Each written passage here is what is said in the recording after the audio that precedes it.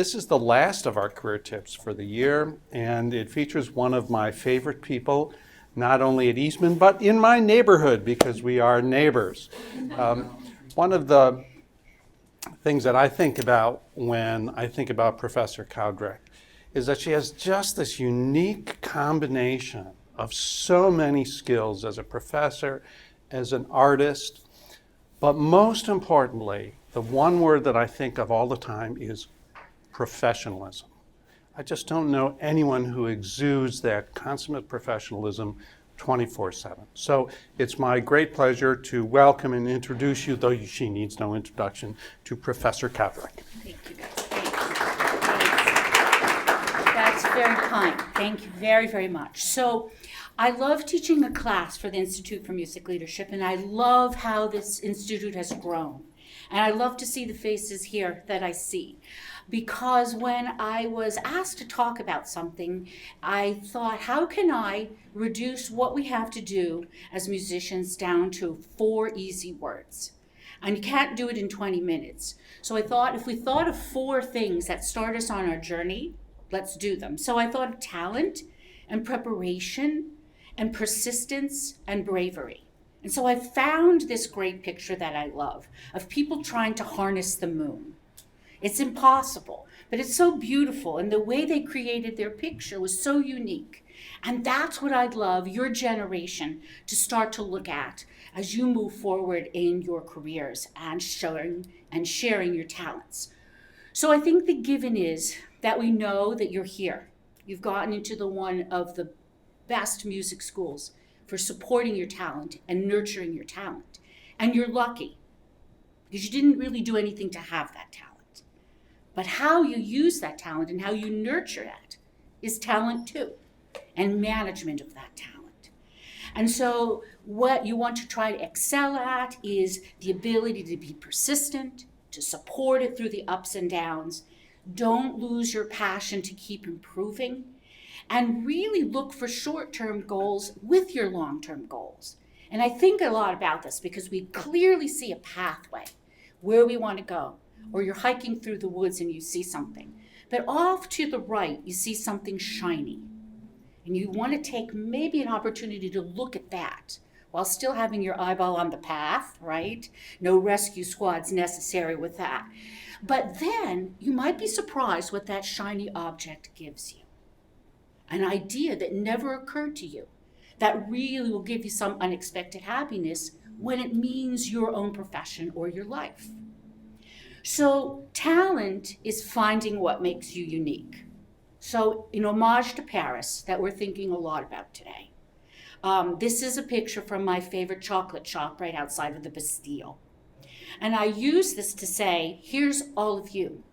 You're all different kinds of chocolate. Some of you have nuts, some of you are a little wrapped up, some of you are milk, some of you are dark chocolate, but it's a treat. And to find your own individuality doesn't mean that we can't all exist together in one shop and have that strength be present in your voices, in your hands, in your instrument, in your playing.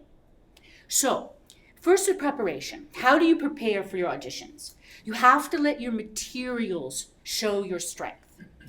And this will be very quick to go through all these issues, but it may be something that you haven't thought of adding. And I say that this is something that's valuable for everybody from freshmen on to doctoral students when we teach our classes. Proofread. Have someone proofread your resume.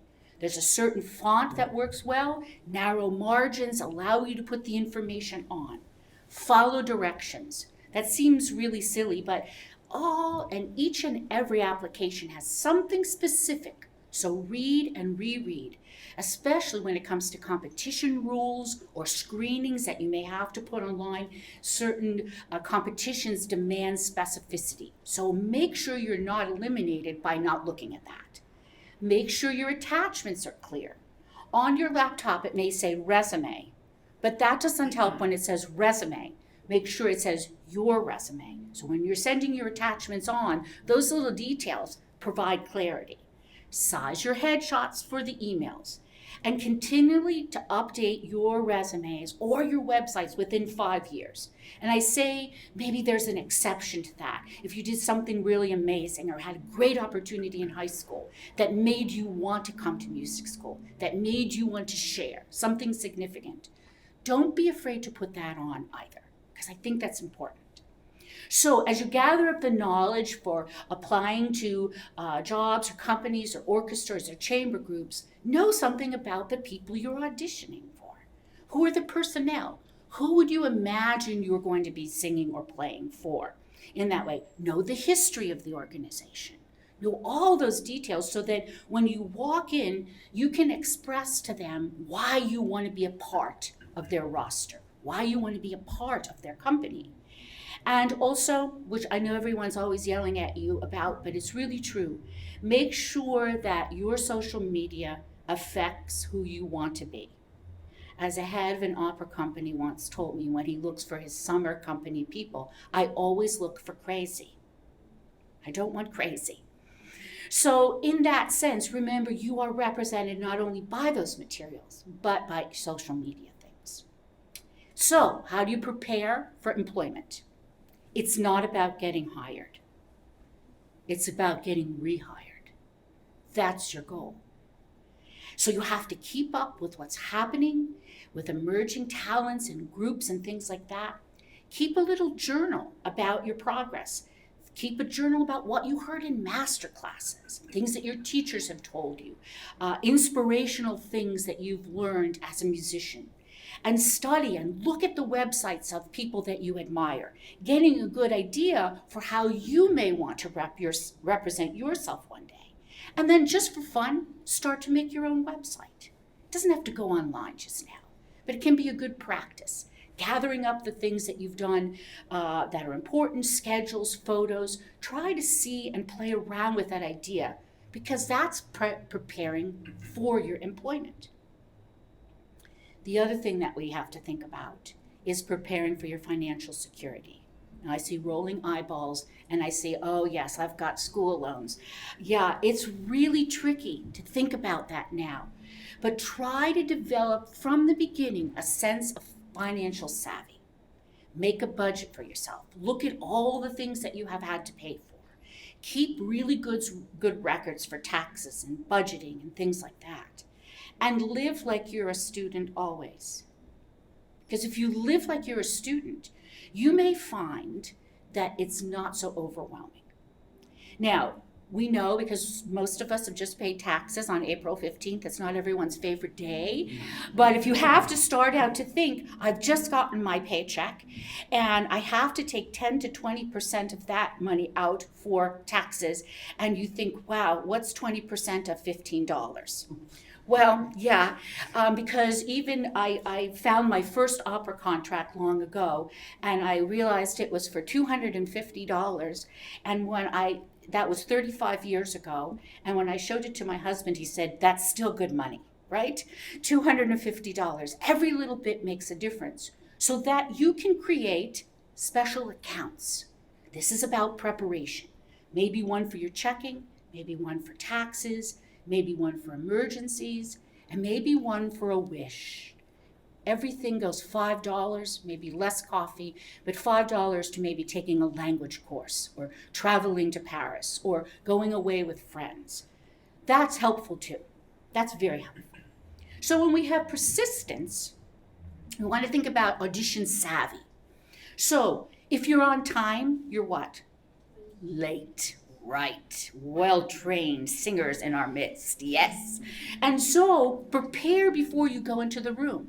That doesn't make you have a discombobulation about going forward with it. Always have extra materials, always have extra resumes. And knowing that somebody may be sitting in that room observing an audition that you didn't expect to be there. You had another wonderful opportunity. When in doubt, dress a little bit more conservatively. And remember that the people in those auditions, they want you to do well. They want to hear a new, exciting new talent. So you go into the room and you take the temperature of a room. Is it formal? Is it more informal? you'll have a sensitivity about that. And remember that you have to keep in the performance zone in an audition. If someone's eating a sandwich, typing on their laptop, talking with each other, you stay in that mini performance zone. It's really, really important. And beyond the requirements that you'll have, pick music that you're emotionally invested in, that you want to play, that you would be sad not to play or sing for that group of people. I always say to my students, make sure you start with something that you could sing dead with your head on fire and still manage to do it because you believe so strongly in how you become that piece. It's really helpful. It's a visual too, and it doesn't take yourself so seriously. Because humor is also what I should have added to the end of this, humor. Practice your questions, practice your answers, practice your auditioning. Suppose someone says to you, what is your strengths? What are your strengths? What are your weaknesses? How do you answer that question carefully? To have a discussion about that. Because you want to set your own goals for every audition that you do. So keep a little log. Write down first what you did well. Write down first what you did well. And be prepared now. More and more companies, opera companies, and chamber groups are having working auditions, which I find quite extraordinary and a wonderful opportunity that you be able to sit down with the conductor or the pianist or people who are with the company and they work with you to see how you work, to see how flexible you are. What a great opportunity rather than coming in for your 8 minutes of singing or playing. So take a moment after the audition to think back on what you did well and what you could have done better. And reach out for feedback when it's offered. Now, you're going to get feedback. Sometimes it's an extravaganza, it's too much, and sometimes it's frustratingly not enough. So when you get that feedback, be sure you talk it over with someone that you really trust, that you know they have your best intention. That's what you said. And then set yourself up for the next audition. Dry clean your clothes, iron your shirt, hang it in the closet, get your music organized, clean out your suitcase, get your travel documents where you need them.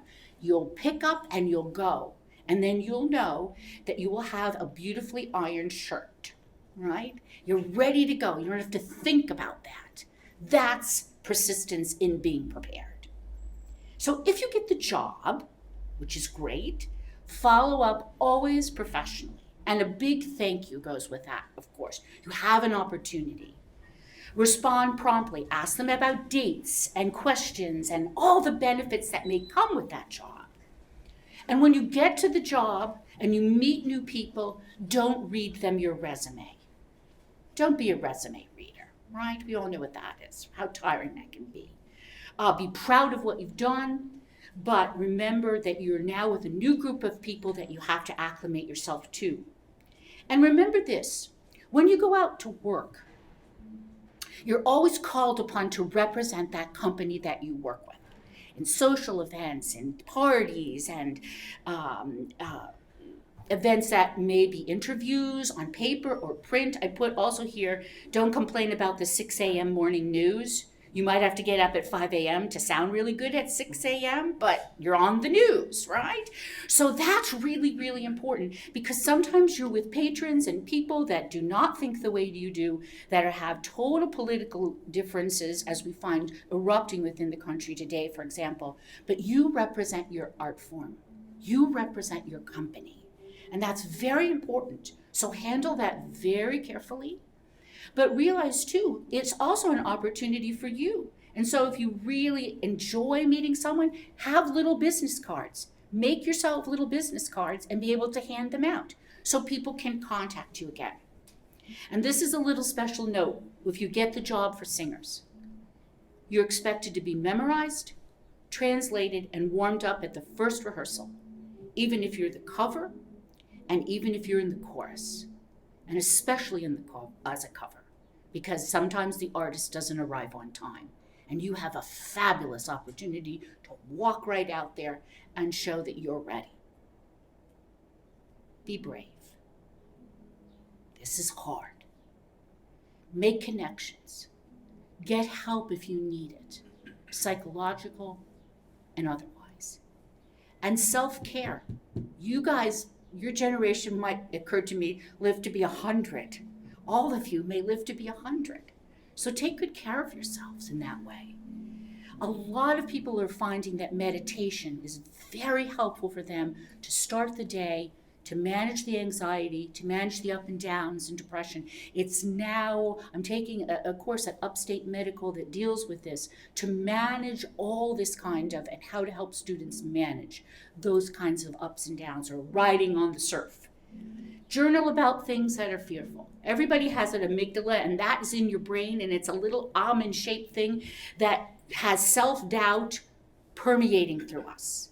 But self-doubts, we all have them. They aren't facts. They are not facts. And so try to reject the idea that you have to be perfect. And try to be brave by taking on some challenge that maybe you would never have taken before. I always say that I'm a fake extrovert. I'm a very introverted person. So sometimes I've had to make challenges for myself to try to help myself be more comfortable as I came up through this business. And this is the other thing I always think is important. And I say this in vocal pedagogy class all the time. Be a teacher. Be a teacher. Take every moment you have to be a teacher. Whether you're working with kids in high school or you're going back to your high schools, please go back. Go back and show them what you do. Because there's some kids sitting in that class that thinks they are all alone in this. And then you walk in. What an amazing opportunity. And a lot of this involves being resilient, but positive, and always balancing that out. It's not always easy. So you need to find a village. You need to find people who really care about you and support you and tell you the truth when you've really misstepped. But mostly people who are there for you. And that's why I think whether you are a singer or you're in academia, especially in academia, find yourself mentors. If you end up teaching, find yourself a mentor within your school and also people outside of your school, because you can reach out in that way. That's a lot in 20 minutes. And I feel like I've sat here and gone like this, and that was not my intention. But I want to say this, go to live performances, because you'll hear people making mistakes.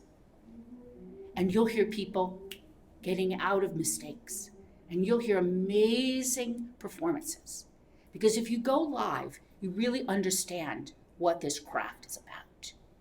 So it makes me think, I hope I have a little time in that way, it makes me think a lot about two people. The first person was the very first singer I ever heard live when I was in 5th grade. Her name is Leontine Price, and here's her picture. And when she walked out on the stage, I was sitting with my mother, and I didn't move for an hour and a half just to listen to her sing. She was larger than life, and it was back in the 60s, 70s, 60s, when everything was this amazing colored dress of green that is not seen in nature. She was bigger than life, and the way she sang drew me in. And so I began to follow everything that she did.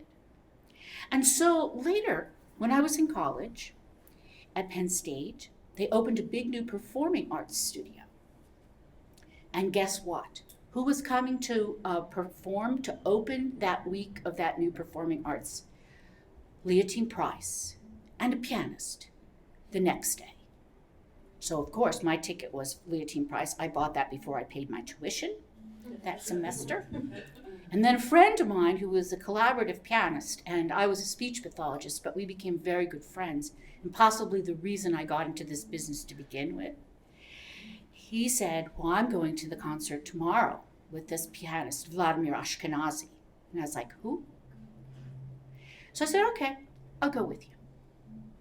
And the minute this man put his hands on the keyboard, I sat there for an hour and a half with tears running down my eyes. Wow.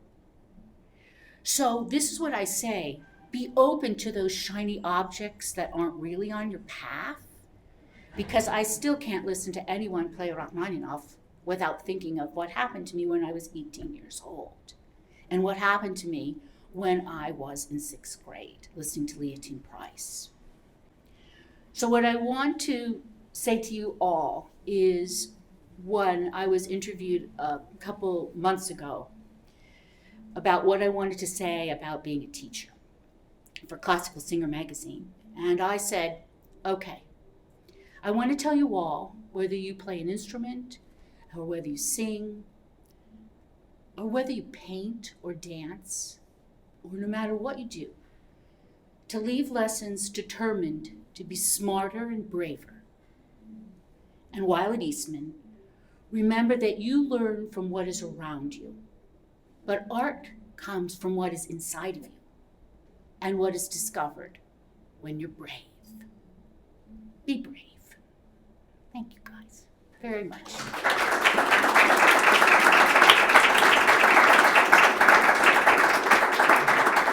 So I went really fast through all those things that we have to think about. And there might be questions about them, and no question's too silly, right? So any questions about anything? Any thoughts? Anybody have a moment like that sitting in a theater? Mm-hmm. Anybody ever have a lesson where you started to cry and your teacher said, "What's the matter?" and then said to you, "Wow, you must be doing something right, not something wrong," right? Yeah, look for those moments. Yeah. No questions? We're good? We're good. Thank you so much, You bet. Professor Cowdrick. You bet. If you would be kind enough to share the points from your slides with me, Absolutely. I'd be happy to put those on the IML website so you can access them. Absolutely. Yeah, perfect. All right, thank you so much. You can proofread me. Thank you, guys. Have a good day.